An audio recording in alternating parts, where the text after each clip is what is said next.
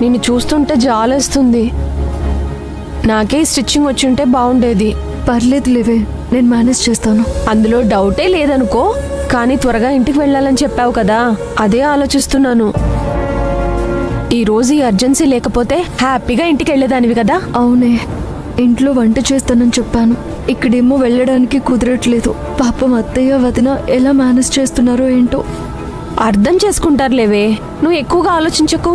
అది కాదే, నా వల్ల పదే పదే ఇలాగే జరుగుతుంది. మొన్న రేషన్ విషయంలో వదిన్ని ఇబ్బంది పెట్టేశాను. నిన్న భోజనం విషయంలో కూడా నా వల్ల అత్తయ్య చాలా ఇబ్బంది పడ్డారు. ఈరోజు ఉదయం ముగ్గు వేస్తానని చెప్పి వేయలేకపోయాను. ఇంటి కోడలు ఇలా చేస్తే అత్తయ్యకి కోపం రాకుండా ఎలా ఉంటుంది చెప్పు.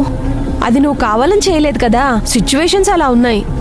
అవునే, కానీ ఈరోజు వాళ్ళంతా నా వల్ల ఇబ్బంది పడ్డం నాకు ఇష్టం లేదు.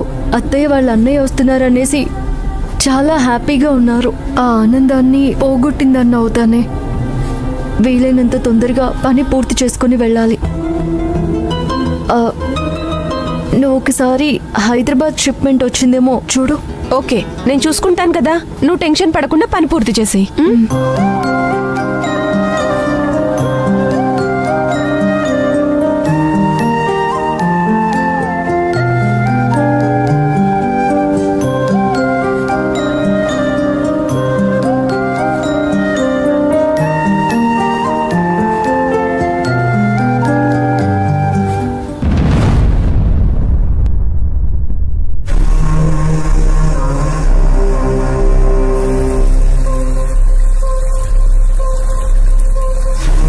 Hi sir.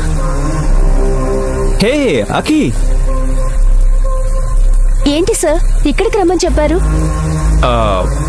పర్సనల్ విషయాలు ఆఫీసులో మాట్లాడలేం కదా, అందుకే ఇక్కడికి పిలిచాను.